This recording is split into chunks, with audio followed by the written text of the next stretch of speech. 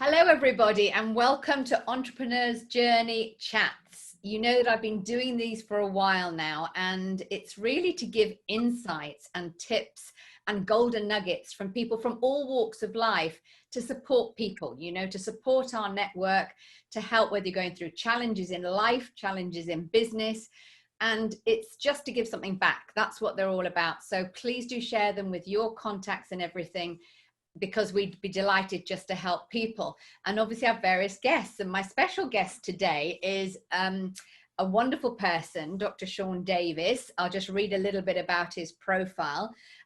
One of a relatively small number of chartered directors and a fellow of the Institute of Directors. Shaun has a wide portfolio of responsibilities across the Royal Mail Group. His responsibilities include compliance and sustainability, which includes safety, health, well-being, and security. So it's a huge job role. Shaun holds a doctorate and 6 masters in a range of subjects. Incredible achievement, Shaun. Absolutely mind-blowing. Shaun's particular passion, though, is mental health. And obviously, that's so important to me as well. It really, really is. And well-being. So it's health and well-being combined. And he's published 2 books, which we're obviously going to share with you later, Positive Male Mind and Positive Mental Health. We actually know each other from our local gym. We have the same personal trainer. So welcome, Shaun. Welcome. Thank you. Thank you for inviting me. Thank you for that lovely introduction, and thanks for the opportunity. No, it's so important to have somebody who really has studied this topic, somebody who's helped many, many people. And I've not done this topic yet on this series, and you are the first, and I really wanted to have your take, your specific insights. So that leads us into the first question that I wanted to ask you is, obviously you and I know that it's important to have what I call that confidence of mindset that we need when we face challenges, business or in life. So please share 2 or 3 insights that you feel has helped you in your strength of managing yours. I think and I can really put this in the COVID crisis. So as well, I mean, give it some real roots in terms of what I've been doing in the day job. So for me, my kind of strength of mind is driven by perspective. So making sure that I keep my own perspective, and things like exercise, diet, sleep, hydration, getting kind of information from reputable sources and having a really informed picture helps me to feel confident and to keep that perspective when I need it. Now, don't get me wrong, at times it slips, because it always does, and you might have a particularly bad day or a particularly bad set of events, but just kind of coming back to something and thinking about kind of protecting my own personal resilience and perspective. And as I said, information from reputable sources like World Health Organization, Public Health England, other health authorities, that you can kind of balance and calibrate yourself against, really, so that you're getting really meaningful information. So that's it. Then there's the confidence of intent, doing the right thing. So to me, I mean, I know that I don't always get it right, because who does? Whether it be in your personal life or your professional life. But I think if the intention is there, the intent to get it right was there, I think you can be forgiven, and you can forgive yourself for going at it with the right sort of mindset. So I think intent's another huge driver. And then a learning mindset. Now, I've got a real passion for learning, hence why I've done the variety of masters that I've done. And I didn't do them for the qualification, I did them for the learning. So the qualification was great, but the fact that I've looked at fantastic areas like innovation, marketing, workplace well-being, and MBA, and they've really given me, they've enriched my understanding of the way that business works, people work. So that confidence of knowing the subject matter, knowing the areas, but also knowing what you don't know. So being open to taking other people's advice, input, and support. And a great example of that is personal training. So I'm not a personal trainer, but I've got a personal trainer who can tell me how to do, how to work. And I think that is a great kind of analogy. You can't know everything about everything, but you can know about where to get help, advice, and support from. Totally, I love all that. Yes, you're absolutely right. Our physical health, we've got to go to the experts in some field. And I love your intent. I really do. That intention, I put them into the daily rituals that I advise myself to do, and others. It's a focus, it's a clarity. It adds to that. I totally agree. And like you, I'm a student of life, a permanent student of life, you know, because I didn't do my PhD for that either. I did it to learn, to understand, to gain knowledge. So all that is good. We're obviously in similar veins like that, you know. Good. Thank you for that. So now with you know, I've been a counselor for many years, you know, and working with people like you have with anxiety, depression, and I really do believe that some people think differently and act differently, if you like. So with your experience talking to people, of the research that you've done, because I know you've done a lot of research with all your studying as well as your life's learning, what would you say two of your thoughts are around this, the experience? Around talking to people, how they need to think differently, so that they can think differently to get stronger, or a belief that they may need to change or something, so that they can come out of this mindset of, you know, downness, anxiety. So how could they, what are some tips on thinking differently? Any thoughts on that? So I enjoy reading. I like reading. One of my favorite, if I could recommend two books to people to read in their life, I can tell you what they are. Feel the Fear and Do It Anyway, Stephen Covey's book. And I love the fact that one of the things there is about seeking to understand in order to be understood. So having a conversation and waiting for and taking on board what that person says back to you, rather than waiting for your time to talk. And we see a lot of that in business. People ask you what you think in business, then all they're doing is waiting to kind of tell you what their view is. And actually, you need to be quiet and take their perspective and their view and take it all on board. And also Stephen Covey's A Sharpen the Saw, about lifelong learning. Really love that. And then the other book, and I can feel the emotion again of reading this book. I was on holiday. I was in Egypt with a friend of mine, and we'd been out by the sea, went down on the beach. And I came back and I decided that I was going to sit on the lounge on the balcony and just read this new book that I'd bought. And it was Feel the Fear and Do It Anyway by Susan Jeffers. Susan Jeffers, yes. And I absolutely love it. And I'll tell you why. I read it in the first book, and it was like my mum and dad were talking to me off the page. Because it talks about when you go out as a child, your parents don't say, go and take a risk. Go and push yourself. They say, be careful. Don't do this, don't do that. So you're a little bit conditioned to be cautious and fearful and not look for risk and opportunity. And I think looking for risk and opportunity and learning opportunities, and I mean that with a small L as well as a capital L, and actually pulling yourself back up. And one thing I say to my team a lot at work is we do a lot more right than we do wrong. And so don't get disproportionately dragged down by the things that haven't gone so well. And I share that a lot with my with clients and colleagues and friends about when we're talking about the things that might be affecting them. No, that's absolutely so true. And human beings actually are inherently trained to look at what's went wrong. Always, you know, and we should, you know, constantly, people like you and me, we're trying to help people look at, pat yourself on the back, celebrate some wins, you know, because there's always going to be strengths we have and there's always going to be weaknesses. And the old days, I think we all were taught when we grew up, weren't we? Focus on your weaknesses. They're going to get, but they don't. They can swim the channel because...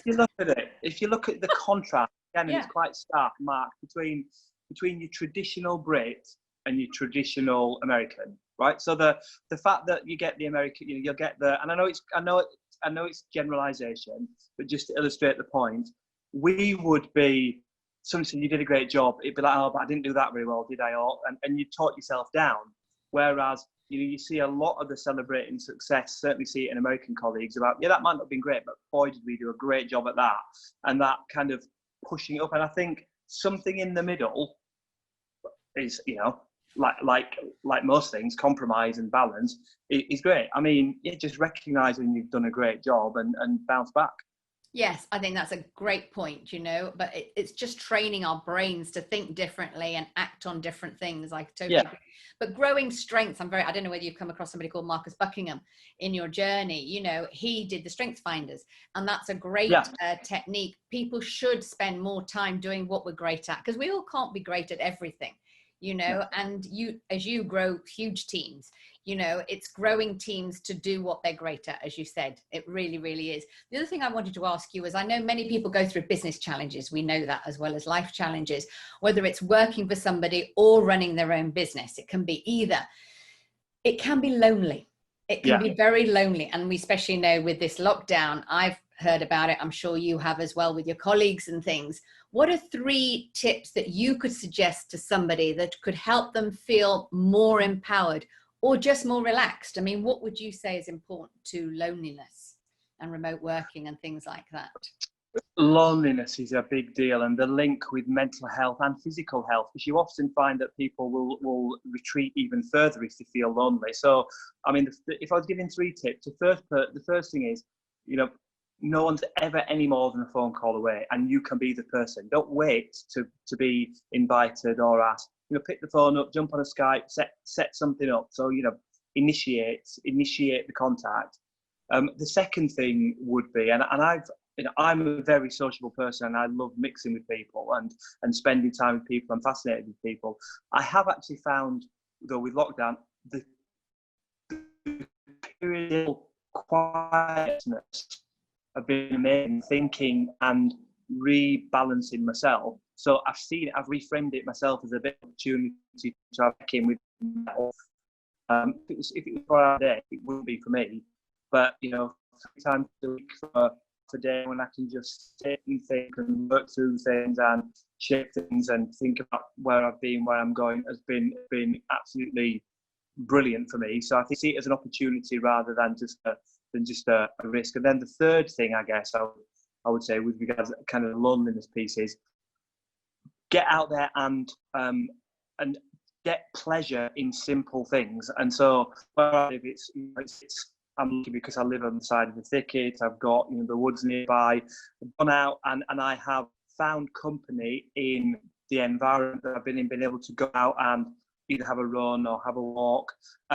Challenging when we were in lockdown and couldn't go out, but let's not forget that's only a very small amount of time in the grand scheme of things. So you can get your social interactions in different ways and from different places. But the big one for me would be initiate it. Don't wait. You know, if you feel you need it, initiate it. And people are, certainly in my experience, would very, very willing to get involved, have a conversation, you know, and don't be embarrassed. Don't say, you know, I'm feeling a bit fed up today, feeling a bit low. Check in with people and tell them how you're feeling. Fabulous. We could hear all that. Your screen froze at one point, but we could hear all that. You're back on now. We all know the wonderful internet connection is fun. But I heard all that with clarity. Absolutely fantastic. And the reframing is important, but reach out to people. Yes, you're absolutely right. People mostly go inward at times like that, but it's more about reaching out. And I think it's just connection. Humans need connection. It's so important, you know, whether it's Definitely. one or more. So the other thing is, and I know we're coming to a passion area of yours, we know it's been a stigma for quite a long time, you know, for men to discuss with others how they're feeling if they're down, you know, with the downs of life. And you're obviously helping to break this mold massively. So can you share a couple of distinctions for any of the male listeners or female, so that we understand the male's perspective, where you feel they're struggling? What could they do? How could men specifically sort of having permission? You used those words earlier, giving yourself permission. But what would be a couple of thoughts around that for men listening to this that may be feeling that? I think you've got to break the stigma, break the mold. And I know it's difficult because the traditional Brit, and again, I know I'm generalising, but the traditional British male and the British culture is stiff upper lip for one. So that's one kind of limiting factor. Then all the media, the media pressures that, you know, real men don't cry, and, you know, it's all about the macho kind of culture. But it's recognising and partners, be that same-sex partners, wives, girlfriends, etc., can help by creating an environment where people can open up and talk about things. So I think there's a role of yourself of breaking the stigma and other people helping you do that. But I also think, and this is the thing that worries me most of all, is avoiding self-medication. So don't reach for, you know, alcohol, drugs, some other unhealthy outlet that will give you short-term gratification, but much more in the longer term. It's not going to be helpful or healthy for you. So I think opening up, and I think the amount of people that have told me, and I mean, I'm talking a lot of people throughout my PhD research, and the first book was Positive Male Mind, a book about male mental health. People telling me their stories that when they were the person that were brave enough to open up to their group of male friends, how many other people then said they'd either gone through it or were going through it. And that sense of community and that sense of not being on your own and you not being the odd one out was really helpful for them, and it created a culture within friends, families and groups where people would talk about it more willingly. So it's a bit like the example that we gave about loneliness, reaching out. I mean, it's being the first person to challenge that stigma and to create a culture where people will talk about. Now, again, I know from the research that I did, it might take one or two goes, because if the person, the groups of friends that you're with might think it's a bit of a wind up, it's a bit of fun, or you're not the person. You're always the life and soul of the party. You're always the really kind of chipper one, right? Or you've got a great car, a nice house, a lovely, boyfriend, girlfriend, husband, wife. What have you got to be depressed about? And it's educating people that it's not a linear thing. It's a very complicated and complex area. Yeah, it is, absolutely. But even women, I'm obviously a woman in business and I empower a lot of women in leadership. They are not taught to share their feelings either, because you're meant to be strong. The alpha female comes in, whatever. And if a woman in business shows her feelings, it's too vulnerable. Well, I love vulnerability. One of the best TED Talks of all time was by Brené Brown, who I've done some studying with. And she did that best talk about vulnerability. Men and women should be allowed to be vulnerable. Yeah. Absolutely, and I think as a leader and as senior leaders, the culture and the permission that gives for people, because there's this kind of thing. The higher up the organisation people go, the view is or the perception is that they've got less flaws, that they've got less imperfections, that they've got more resilience, that they've got, and actually to say, mental health is a very good leveler, because whether you are a frontline employee, a junior manager, a graduate, or the chief exec, it's like financial health. It can affect people, and there's no respect for age, for gender, for other demographics. If mental health condition is going to touch you or your family, it can have huge repercussions. So creating a culture where people talk about it and feel comfortable to disclose things is key. It's fabulous, and it's great that the Royal Mail Group do, and you've led that way very much so, and I know that they support you 100%. So as we come to, our chief exec, when I wrote, sorry, let me just tell you one thing which I think I'm really proud of, right? Yeah. Our chief exec, when I was doing Positive Male Mind, I asked him if he would write the foreword for it. I explained to him what the intent was. I told him it was born in my PhD. I'd used the people in Royal Mail as a research base, etc., etc. And I asked him if he would write the foreword, because I thought it'd be very powerful and helpful to have that. And I was hopeful that he would write it. What I didn't expect for him to say was, I'm not going to write it until I've read the book. So I gave him the manuscript, and he read it, came back with 2 or 3 questions and comments and observations about things and then he wrote the foreword. And I was just blown away by that, because that's a chief exec of a huge FTSE listed business, and he was bothered and cared enough to want to understand about it. And I thought that's the sort of place I want to work and the sort of people I want to be with. And it got me kind of double whammy here and here.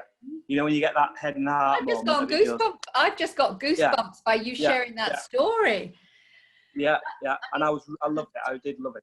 I mean, that is so powerful for, as you say, a guy that high up in the chain of command and that huge group, that he cared for somebody that's obviously in a good senior role, but to take time out to read your book first, which is respect back to you, before he wrote he could have just fired off like a testimonial, just fire it off without reading it. I mean, that is huge, huge, Shaun. Yeah. I was I'm really proud of the business, proud of him as the boss, and proud of what we were doing for our people. Yeah, I mean, you are a great representation, if you like, of a huge organization within the UK, and obviously you use international routes to get your mail backwards and forwards. But I think those people who are listening to this on a playback will be literally, I hope with my heart, and I'm sure yours as well, that they can go to their own bosses and share what we've talked about. If they've got any challenges with mental health or anything that they're not happy with, they can give themselves permission to open the doors elegantly, professionally, one-on-one, in a group, whatever. But for bosses, they do need to listen more. They do need to be aware of what's going on, and you are absolutely paving that way. And I haven't got the Positive Male Mind here, but obviously I've got your second book that you wrote, which is Positive Mental Health, and I know you wrote it with a colleague of yours, but it's great reading. It gives such practical tips in here, and I know when I post this, when this series come out in July, we're going to put the links to both books. Is that where people can buy them from? Is that from Amazon? Is that the main place that you? So it's available from LID, LID, the publisher, or from Amazon.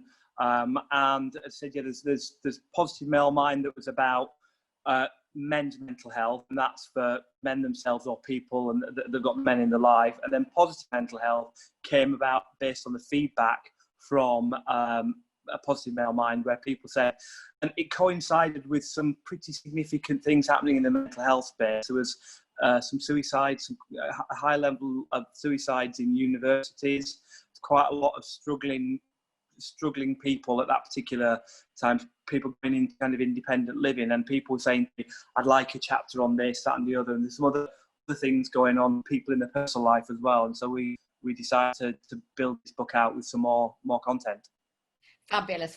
So if you can send me those two links, I'll add them into this slot, when you go live on that, because I know people will get it. As soon as I heard about it, I got it. Even though I teach it, I wanted to pick up any extra tips, because we're all learn from each other. Well, it's been an absolute delight to speak to you, obviously, today. Where can people mainly contact you? Where is the best place for people to reach out if they want to?